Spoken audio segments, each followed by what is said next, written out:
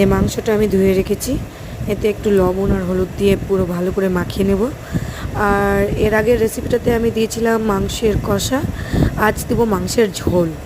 একটু হালকা তেল দিয়ে ভালো করে হাতের সাহায্যে মাখিয়ে নেব। ভালো করে মাখানো হয়ে গেলে এটাকে 30 মিনিট রেস্টে রেখে দেবো।